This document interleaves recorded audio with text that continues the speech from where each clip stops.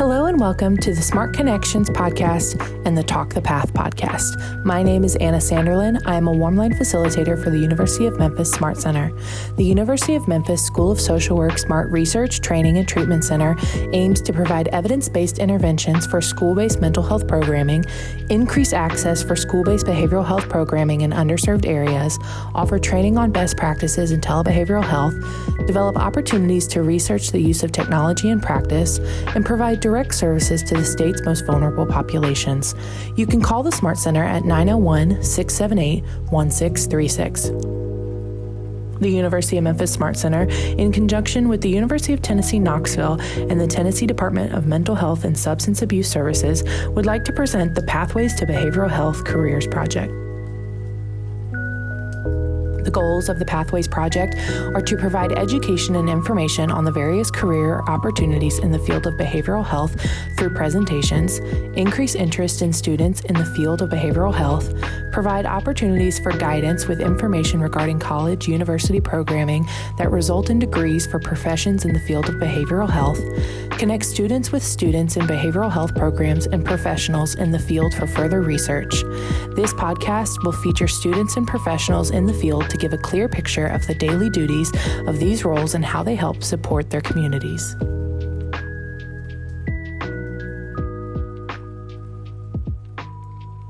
My name is Steele. I am a senior in the online Bachelor of Social Work program at the University of Tennessee. I am also a full-time program coordinator at the Knoxville CAC's Office on Aging. So I get to work in the elder abuse programs, and it's been a really just incredible experience. And yeah, that's about me. Awesome. Could you tell us a little bit about your journey to your career pathway? So what sort of led you to where you are? Yeah, absolutely. So to do that, I have to kind of back up a little bit in my timeline. But in high school, I guess I woke up one day and I was like, I'm going to do big things. I'm going to do big things for everything and everyone. I'm going to mean something and make a difference. And so I started telling anybody that would listen, but I had no idea what that meant. And I kept trying to find a passion, and I went through every different era that you go through in high school, and it just never fit right. And I remember telling my parents that I just wasn't stoked for college, and I felt like I needed to get out in the world and get some experience and really find a passion, because I didn't think I would be successful if I didn't have a goal I was working towards. And so my parents, I'm a first generation college student. I wasn't really an option for them. They wanted me to do better than they had. They wanted me to move past what they had accomplished. And I absolutely appreciated that, but that was just not what I wanted to do. So I did compromise, and I started college at 18. And I decided to move out at 18 as well. Yeah. So here I am, 18 years old, at Mississippi State, which is a local community college in Knoxville, working full-time on my own for the first time, and I have no idea what to do. So needless to say, I did not do well. I think I ended up quitting college before the first semester was over. And at the time, I was working at a daycare center, and we provided some early intervention services. So one of my students, their person came in, the specialist, and was like, hey, I love the way that you love my client. Have you ever thought about working in this space? And I was like, no, I don't have a degree or anything. And she was like, no, there's entry level, like, come work with us. Like, you're incredible. I was so excited. I was like, oh my goodness. And I went to a nonprofit organization that's local here in Knoxville, and I was able to obtain an entry-level position working with adults with intellectual and developmental disabilities. And I think, I know that sparked a passion in me that has not went away. And I was working entry-level, so that meant I was doing direct support, which is the best job in the world and also a very difficult job at the same time. And so I was doing this, and I was loving it, and I was learning so much about behaviors and communication, and just like, I felt like I couldn't get enough knowledge. And I hit these walls. I kept hitting these walls with people I was supporting where I was like, if I was just the manager, then I could make these decisions and I could make it better and I could do this and I could do that. So I got myself into an entry level management position and I started gunning for it. And I was so excited about the changes I could make and all these things. And then I hit that wall again. Yeah. And then it was like, oh my goodness, like I need to keep going. Like this isn't where I make the changes. I have to make the changes somewhere else. And so at the time I was relocating with my husband, my now husband, to another state. So I contacted one of the places I had found on Google, and I was like, "Hey, I am interested in, doing something in administration and blah blah blah blah blah, and I would like to know, if you have any openings." For whatever reason, they took a chance on a 21-year-old kid and they allowed me to hold my first program management position. And from that point, I just kind of really loved it. I loved being a program manager and being able to make a difference in a lot of different people's lives every day. But then, wouldn't you know it, I hit another wall. And Yeah. all of a sudden, these walls kept coming, and I realized, like, by this third time, that in order for me to really make the difference that I want to make in the world, I'm going to have to move up. I'm going to have to take this from a different perspective, and I'm not going to be able to just take baby steps. And in order for me to take those giant leaps, I needed an education. So that's kind of what led me back to going to college again. And I realized at that point that I still didn't know exactly what I wanted to do. But my husband, his mom, and his sister are career social workers. Okay. And they are, they were just like, you are a social worker. Like, this is what you've done. This is your bread and butter. You've already been doing this, at this point for 5 years. Keep going. So I did a lot of research, and that's when I realized like how vast social work is. Oh yeah.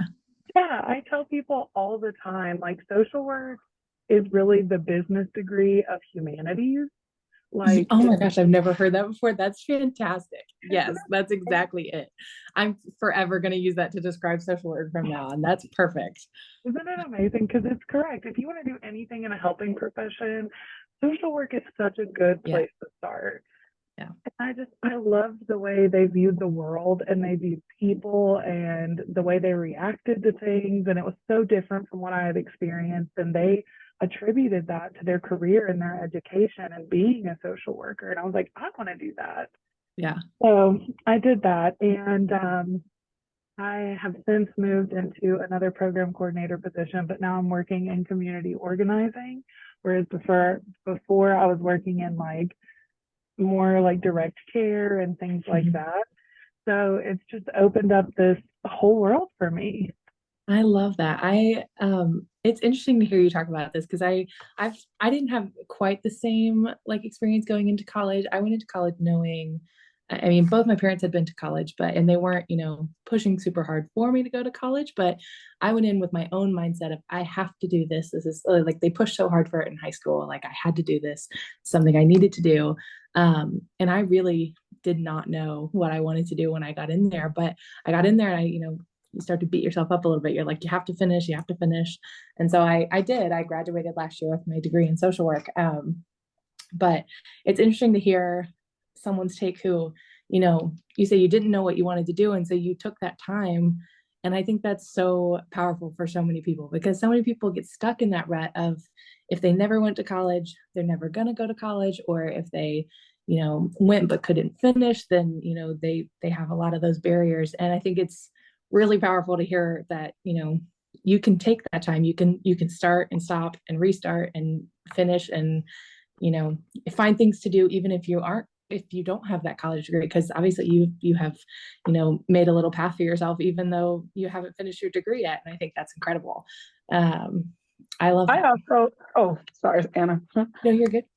I also really loved hearing an affirmation of a varied path. A lot of times we are, shuffled into. This is generally how you get into college. This is how you pick a major. This is how it generally goes. But to hear you state, there were barriers that blocked me, and I had to figure out a different way.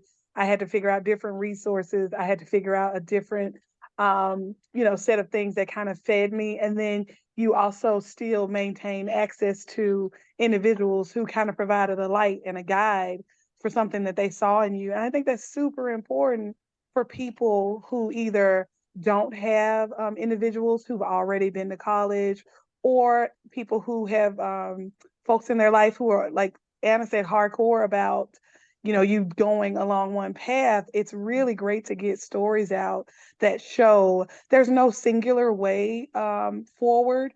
You know, Oh, Christy, you muted a little bit. access to resources and an open ear, and magical things can happen. So I was really really happy to hear that it worked out for you in that way, because there's many other people who probably have some of those same feelings about hitting barriers and wanting to be helpmates, but just not sure what that means in terms of picking a major or career path. Yeah, I think that's really important, and why I emphasize it and go back that far in that story, because as a first generation college student, I've never had financial support. And I've had to work full time since 18, moving out. And I'm really proud of what I've built, but it was hard, and it stays hard, and it's always going to be hard. But it's, a fight worth fighting, because now I found something that, like, I enjoy and that really makes me want to go to work. And that's a big thing to find, especially in today's world.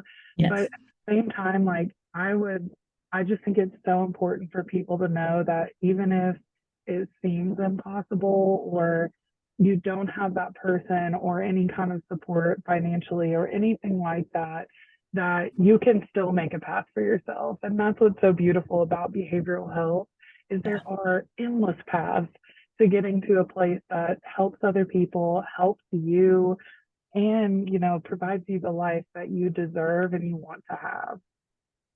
I love that. I think it's been interesting through doing these interviews. We're talking to different people, we're, seeing what their experiences have been like.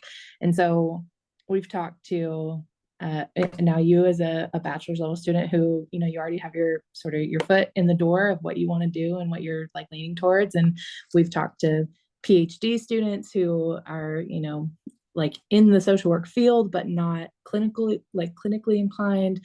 And we've talked to LCSWs who have been doing clinical for so long. I think it's so interesting to hear from the different stages of this as well, because it's not just, oh, everybody ends up this one thing. It's also, you go along the path and maybe you stay in one spot for a little while. Maybe you get your bachelor's degree and you stick with that for a little while. You do what you can with that degree. And I think sometimes people get so lost in the, like, go get as many letters behind your name as you can, do all the things, and like you want that little sign off on your email to be the longest thing someone's read all day. Yes, I do. I think I think it's hard for people sometimes who are just starting to feel like they have any common ground in it at all, because everything feels like so much. And I have definitely fallen into that trap where I'm like, I have no idea. I'm like a teeny tiny little drop in this bucket. I have no idea where to go from here. Like, there are so many different avenues. And I think that's one of the cool things about social work as well, is that it can be so many different things. I mean, we've talked to people who have worked with children, who've like done community work. One of the people we just talked to, is doing sort of like a work with foster care, but also like birth mothers in foster care, which is really cool. And I love that you also talked about, you worked with adults and with the aging population. And I don't think we've had that perspective yet, which I think is really cool. And it is sort of leading into our next question. Um, we have, like, did you always know you wanted to be a social worker? And I think we can sort of say, I'm trying to think of a way to change this question a little bit, because you already said that you didn't quite know what you were looking for. So I'm going to change this a little bit. And when did you realize that like social work, and when did you realize which like population or which thing was the thing that you wanted to make yours? Yeah, so I can tell you the exact moment that I was like, this is something I want to pursue. So I this is a very weird flex. But I have had my dissertation picked out since I was 19. Okay. And I didn't know it was social work yet, but I knew it was, I didn't know what to call it yet. We'll say that. Mhm. Because I wanted to do what I do.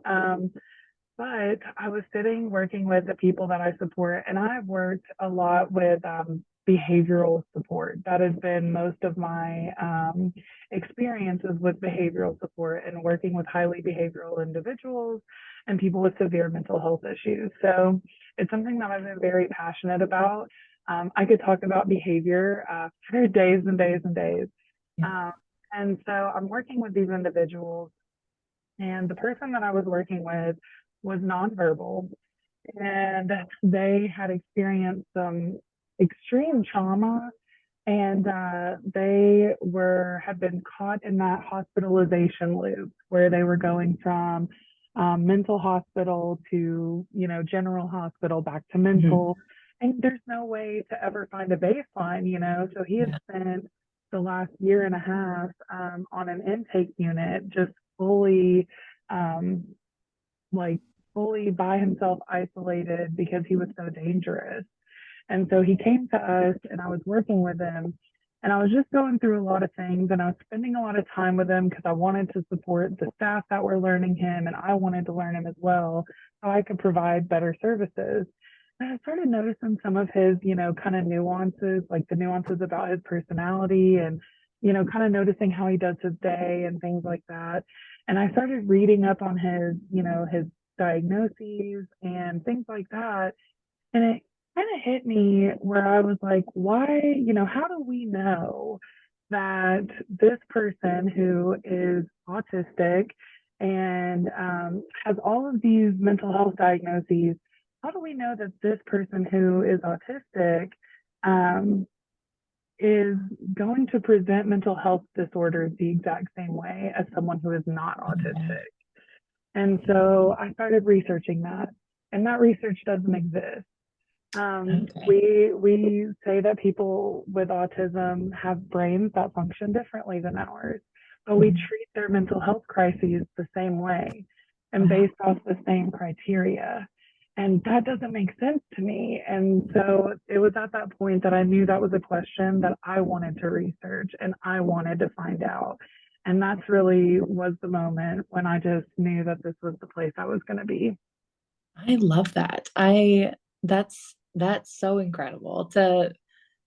I'm trying to imagine, oh, like a place where I can think that I'm asking the same question and I can't even, I'm like, because I think people do forget that. They forget, not only is, you know, does autism make people's brains work differently? And so therefore maybe their mental illnesses would work differently. I think it's true of like person to person, like person A's depression is not going to be the same as person B. And I think to to start from a place of everybody has the same criteria is so wild. I also think it's one of those things where like the depression screeners, if you, I mean, you've probably seen several of them, but they, it's hard to talk about those with someone who hasn't experienced something like that because all of the questions are either end of the spectrum. They're Yeah. like, are you sleeping too much? Are you sleeping too little? Are you eating too much? Eating too little? And so I think it's interesting, and I'm honestly, that makes me excited to read your research one day when you get that. That's so exciting to think about that. I think it's exciting to think that there's that space that nobody's done before. And does that ever feel scary that nobody's done it before? Today, day of my life. But I started working as a research assistant Okay. at UT last year, so I could hopefully get as much, knowledge and experience in it before I went into a PhD program. Yeah. So it wouldn't be as scary because that's how I like to take things that are scary. Is I try to learn more about them so Yeah. they don't seem as scary. So that's made it feel more attainable, if that makes sense. And Yeah. people react the way you do, when you're like, wow, that is interesting. I'm like, okay, validating. Yes, Yeah. 100%. something that's And it cool. is so interesting. It's I don't think and I think it's a really valid question. And it makes me wonder why nobody has asked that before. Like if we know autism affects people's brains different, it makes their brains different, then why would we assume they do things the exact same way? And I think that's incredible. And I like the way that you talked about, like, you wanted to get to know him and you wanted to get to know his differences. Because I think sometimes, especially with people who are nonverbal like that, it's so easy to brush them off and say, say a whole manner of things that aren't true. Like they're like, Everything, because they yeah. don't. And so it's really encouraging to hear you talk about, taking that time and wanting to make that space and also have that turn into something that you want to turn into part of your career. I think that's really incredible. Thank you. Yeah, I absolutely loved working with him. Even though I don't work with him, I still keep up with him. And he inspired a lot in me. So he's a beautiful individual. That's awesome. Um, our next question is, if you could go back in time, would you have taken a different pathway? Why or why not? It would be easy to say that if I know everything I know now, that I would go right into college at 18 and, be, nearly done with my master, or no, I'd be done with my master's by now. Yeah. And maybe even in a PhD program. It would be a lot easier to say that. Maybe I wouldn't have made some of the mistakes that I made. But if I'm being realistic, I have always been the type of person that I need a goal to work for. I need some kind of consequence, whether that be good or bad, or I'm not motivated to do it. And it's a hard thing to admit about yourself. Shout out to therapy for that one. Yeah. But it's the truth. And learning that about myself has become kind of a superpower because now I know I need those goals. So now I can achieve so much because I know what things need to be there for me to do well. And so honestly, no, I wouldn't have changed it because I needed to figure it out and work out some trauma and get experience in the world. And also something I will say, 18-year-old Kat would not have seized the opportunities in college that 27-year-old Kat. I Mhm. won awards and gotten all these scholarships and these opportunities to go on these podcasts or to be interviewed. And would have never taken those opportunities at 18, 19, 20 years old. I don't think a lot of kids would. They don't see that far into the future. At least I didn't. And so I'm glad I took the path that I had because I feel like I'm getting the most out of my experience in college. And what I mean by that isn't like the socializing, I mean by the education and the opportunities. Mhm. Yeah. Yeah, there's no matter what, it's good to hear you say, and for other people to hear, of course, how everything can enrich us in a different way, although at the time it doesn't probably feel like that.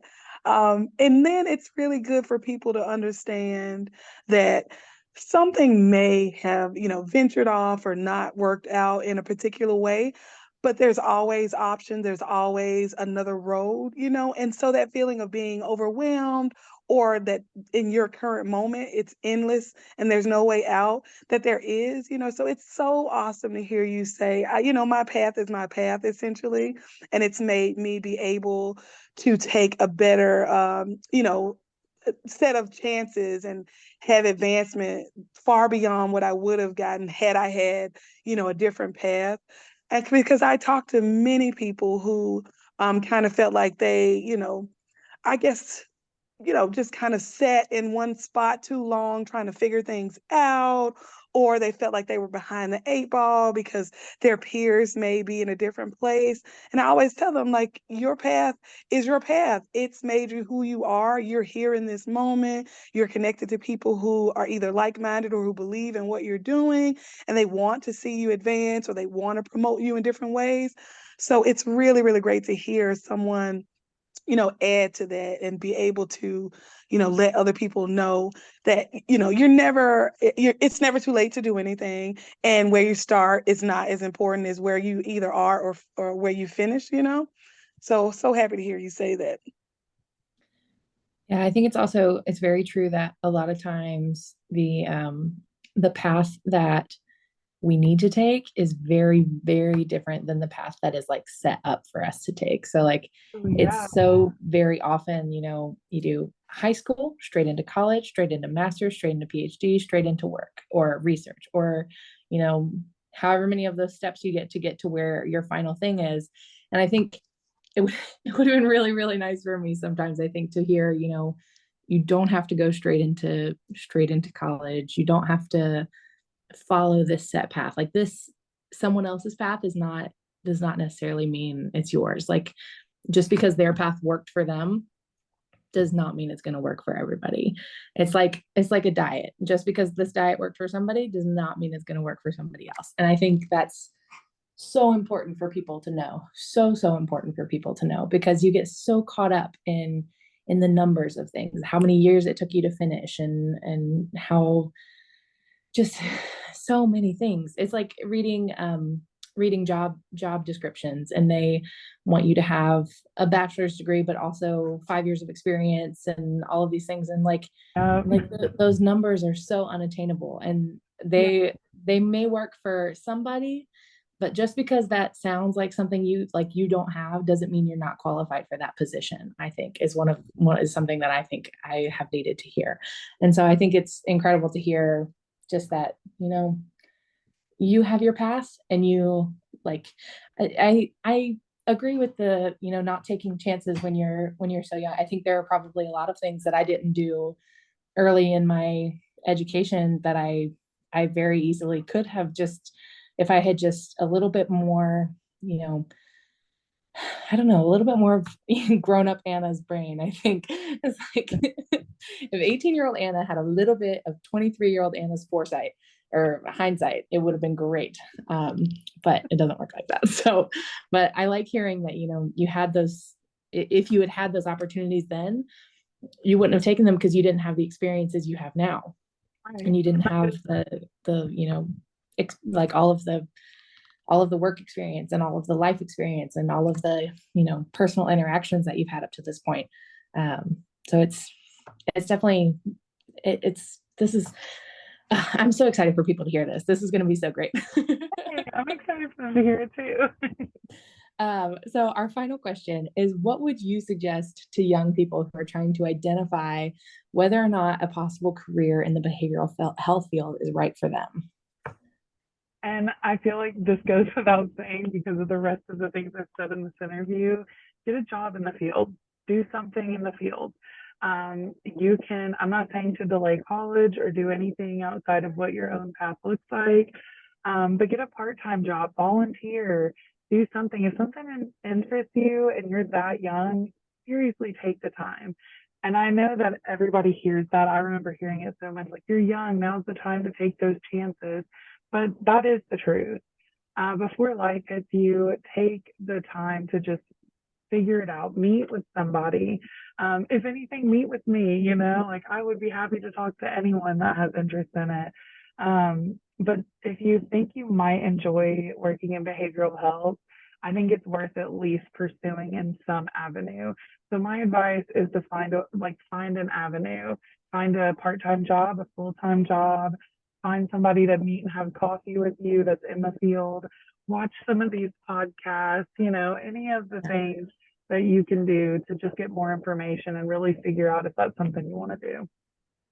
I love that. I think that's so important. I think having, that, as we talk about in supervision sometimes for clinical work, that port of entry, that little, avenue for getting in there and just even seeing what it's like. I think we forget sometimes that we can try things, and if they don't work, we don't have to stay there forever. I think that's very important for people to hear. Like we're not telling you to go out and, start your full-time career from the first time you try this. We're saying, your career can be so many things, and you never know until you try. So I think that I think that it's important because kids, if you're looking at media and what's shown, you see these like Fortune 500 companies, and you see these different kinds of the way business works. Like, I don't think I've ever really seen a like accurate representation of behavioral health in media, in big media, shall I say. I haven't seen everything. But I think that's like really important because I would have never found this otherwise, because I didn't know that jobs like this exist where, it's mutually beneficial. I don't need to step on you to get further. It helps me by helping you. And so I think it's a really beautiful way to live life. And if that's something that someone's interested in, then behavioral health might be for you. Yeah, I like that. I definitely get what you mean by media not portraying it correctly. I go to therapy myself, that's, I think everybody should for the most part, but my best friend was talking to me about it, and she was like, and I was complaining about it being really hard. It was really hard that day. And she was like, what was so hard about it? And I was explaining it to her, and she was like, that is not what TV says therapy is like. I was like, yeah, I'm not sitting on a couch while a guy writes in his little notebook. It's a little bit more work than that. And I think that's important for people to know. It is not the same as what is always portrayed in the media. The same way, I was talking to him about going to therapy, not because he's doing anything wrong, but again, I think everyone should go through therapy. I think it's an incredible tool. So he was talking about it. He was really nervous. And I was like, why don't you sit in on one of my therapy sessions? And so he sat in on it. And at the end of it, he was like, I felt like you were just talking to your girls. And I was like, me, that's what therapy looks like. That's how I am the most successful. And maybe you like that and you want to find a therapist that's like one of the boys. And maybe you don't. Maybe you want something different, but that's okay, because therapy is different for everyone. But for me, that's what therapy looks like. And he was just mind blown that I was just sitting there talking to what seemed like a friend who made me forget I was being therapized for a little while. Yeah. I think that's very important for people to know, is that it can be so many different things, and it's different for two social workers who do the same thing in the same field are going to do things so completely differently. And I think that's so important for everybody to know. I think it's so incredible too that there is just that many pathways, just that many correct ways to do things. Mm-hmm. It's nice to know that there are very few wrong ways to do it, I think too. I think people get caught up in, am I going to do this wrong? Is this going to be wrong for XYZ? And I think it's very important for people to hear there are so incredibly few ways that this can go wrong, because this is your pathway, and your pathway is your own. And that means there is no wrong answer. There is no wrong next step. It is whatever works for you. And if your next step didn't work, you take the next step. Well, this has been incredible. I've had so much fun talking to you. Christy, I don't know if you had anything else you wanted to say. No, just wanted to thank you for being so open about your journey and all of your thoughts about everything so far. I really appreciate it, really enjoyed hearing it. Thank you, guys. I really enjoyed talking with you all, and I really appreciated it. So I can't wait to hear it. Yeah, for sure. I'll be sure to send you the link once it's all finished and everything. Yeah, thank you so much. Thank you. Have a good day, guys. Thank you so much for tuning in to listen to our podcast, brought to you by the Smart Connections podcast from the Smart Center at the University of Memphis, as well as the Pathways to Behavioral Health Careers Project.